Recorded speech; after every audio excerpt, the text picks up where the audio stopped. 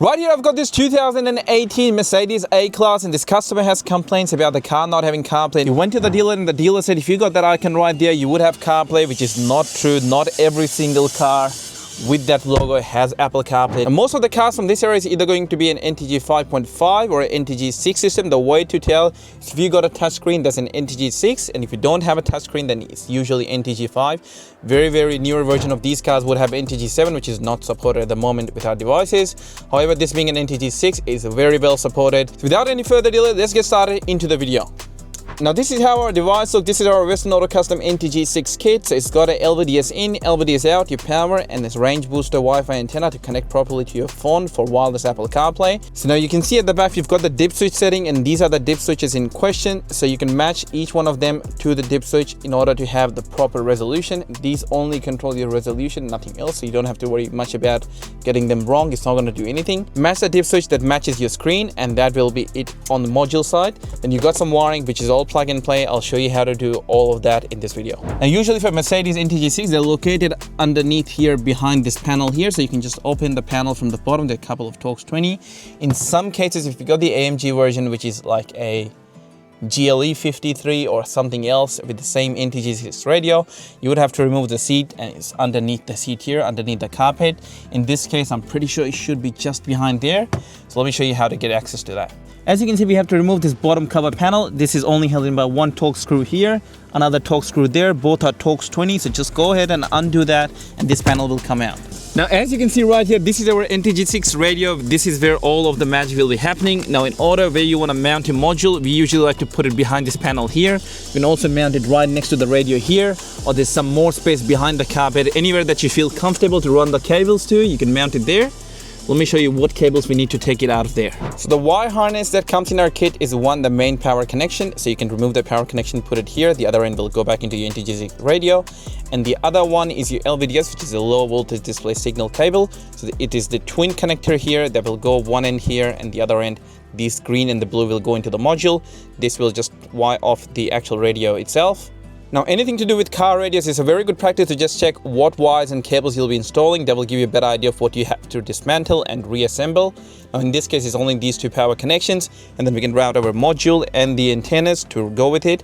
Now, this system does support external camera inputs. Say if your car only had a reverse camera, or if you wanted to upgrade their camera, you can add full HD cameras to the back, to the front, to the right and the left, so it can support all of that as well. But in this case, we're only going to be installing Apple CarPlay onto this one. So how I like to do it is to first connect the new lead back into the radio, and then connect the flexible lead onto the actual wiring harness. That makes it easier for all the plugs to go in. Now you will see the orientation is exactly flipped 180 for the clips to fit in properly without any obstruction. Same thing happens with the new LVDS cable. So you can see this pink one right here is the LVDS cable. And in order to get access to that, I had to remove a couple more cables, these white plugs here. Once those have been removed, you can go ahead and plug in the new wire harness back into the radio and connect back onto the flexible lead coming out of the radio. That way you have interception to both your power as well as display.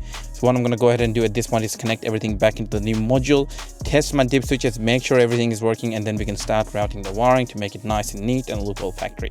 Now this screen right here appears to me to be the 10.1 inch version. So what I've done here is gone ahead and set the dip switches to be the 10.1 on my module.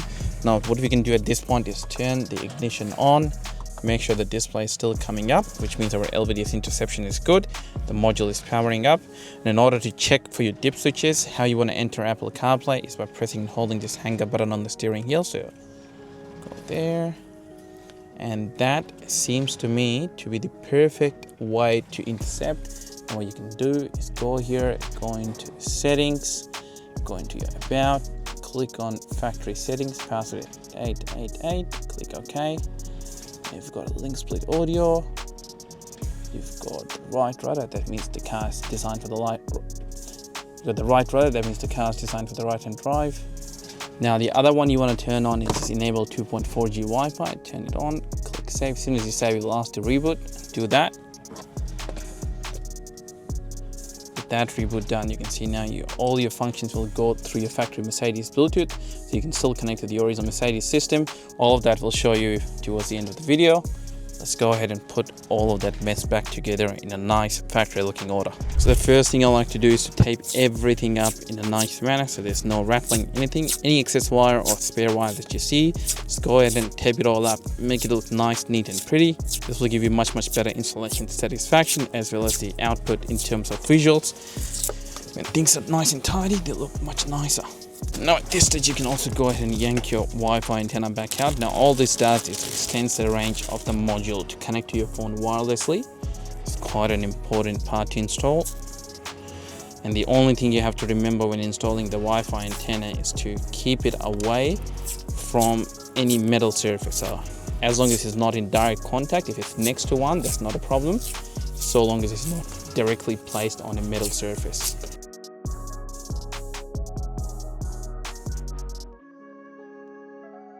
So what I've done here is pull this carpet slightly forward, put the module back in. All of the wiring has been routed there, and as you can see, you can't even tell something's been done. Let's go ahead and start the car, make sure there's no faults coming up on the dash. Everything stays exactly the same as it did before. Now let's go ahead and look into your Apple CarPlay. So how to set it up is press and hold this hanger button here for 2 seconds. Click on Bluetooth. And then on your phone, go and connect to the device, smart_A3D8. So go into settings, go to Bluetooth, give it a couple of seconds. So what it ends up helping you with is the CarPlay connects before your Mercedes system is fired up. So that way, when you start the car, everything feels like it's all factory. Just go straight into CarPlay, there's no lag, no delays, anything like that. Click connect on CarPlay. And that's it. You can still use your touchpad if you wanted to navigate around the system. What you'll also see is the whole thing is also connected to your canvas system, so when the headlights turn on, the whole system goes into night mode, the headlights go back to off or being on auto. It will automatically change between day mode and night and all of that. You can go ahead and play your Spotify, you can go ahead and use your Apple Maps, Google Maps, Waze, whatever you prefer to use. The whole system can be controlled using touchscreen, using your touchpad, or just with the voice command. And now to switch in and out of that is quite easy just by pressing and holding this button here. Takes you back in there. And say if you're in Apple CarPlay and you go into reverse, brings up your 360 camera, go drive, your front camera. So as you saw, as soon as we went into the front camera, the camera came off. So the way to fix that is go in here, go into car, click on this OEM camera and click to OEM 360 camera. So now the system knows that there's a 360 camera, including the front one. Let's go into reverse, go back into drive. As long as the car's camera is on, this whole system will stay on. Go back into park, back into CarPlay, click on CarPlay, go full screen.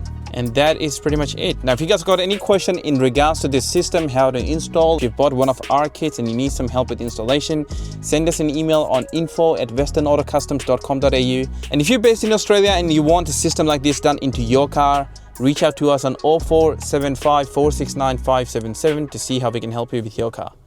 Peace.